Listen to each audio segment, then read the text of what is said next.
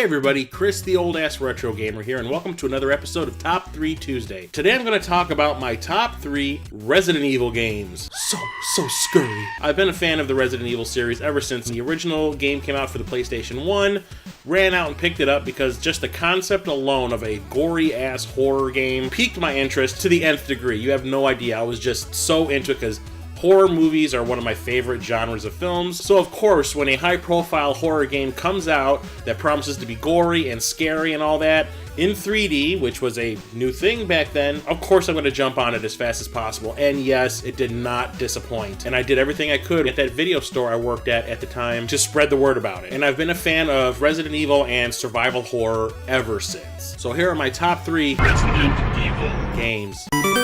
Resident Evil 4 on the GameCube. I know this one is weird because when it first came out, everyone was like, yes, this is Resident Evil for the new generation. Capcom changed the way the game looked and played, got rid of the tank controls, and it was like a revelation when it was first released. But nowadays, people seem to complain about it a little too much, like it ruined the franchise forever type of stuff. I do not agree. If we were still playing a Resident Evil game that had tank controls, I'd kill myself. I don't think this franchise would be nearly as popular as it is today. So Resident Evil 4, as far as I'm concerned, fixed Resident Evil for the next generation and is what inspired it to keep evolving the way it has. But when it comes to the game, goddamn. Back in the day when this first came out, I did not think that the GameCube was capable of doing graphics as detailed, on top of playing as well as it does. Introduced new story threads with new characters, new enemy types, the chainsaw guys with the bags on their head. What? That creature in the lake that you have to fight on the boat, those giant rock throwing monsters, the combination of everything, like the puzzles, the waves and waves of enemies, the different weapons you can get and upgrade. Perfection. Since this is in my number 3 spot, it's not the greatest Resident Evil game I've ever played, but goddamn, this game made me realize just how great a series Resident Evil really is. If people can't stand it as much as they do, why has it been ported to almost every single console out there? Resident Evil Code Veronica on the Dreamcast. There's also a port of this for the PS2 called Code Veronica X. I prefer the original because this is how I played it when it first was released. It's not a numbered sequel in the series, it's kind of like a side story or a Resident Evil Gaiden, as you would like to call it in Japan. But it is a traditional old school Resident Evil game. It has the tank controls and everything, but because Dreamcast, the graphics are so much better than they were on the PlayStation 1 for the first 3 Resident Evil games. Everything you love about Resident Evil is in here and it is amped up a little bit. It takes the storyline out of Raccoon City finally and shows you just how far the zombie virus has spread. The game takes place mostly on an island.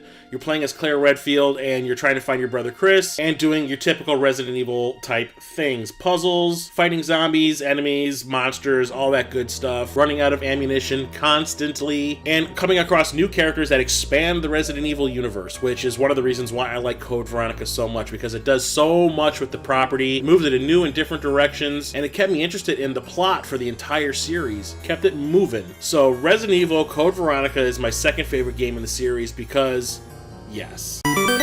Resident Evil 2 took everything that the first game did and just made it that much better because this one was just so much bigger than the original game. As in the first game, you get to choose between 2 different characters depending on whichever disc you decide to put in first. You can either play as Claire Redfield, the sister to Chris Redfield from the original game, or Leon Kennedy, who is a new character introduced into the franchise. Once you beat the game with one character, you can go and play through it with the second character, and the games will kind of complement each other. Depending on which order you decide to play them in, you can either play as Claire first or Leon first.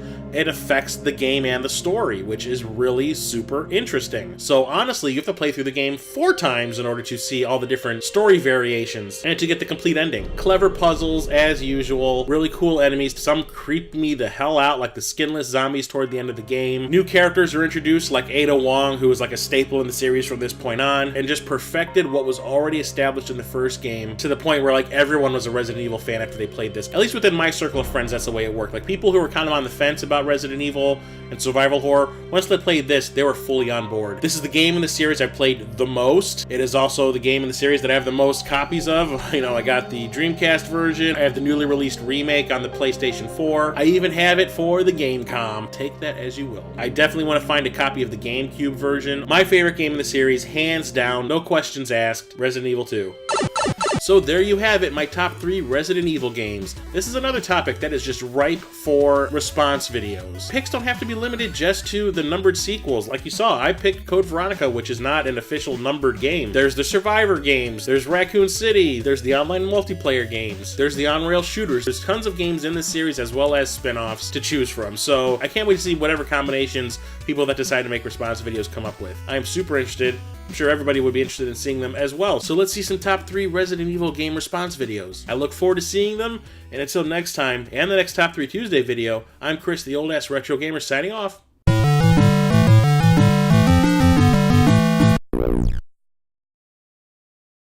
So, of course...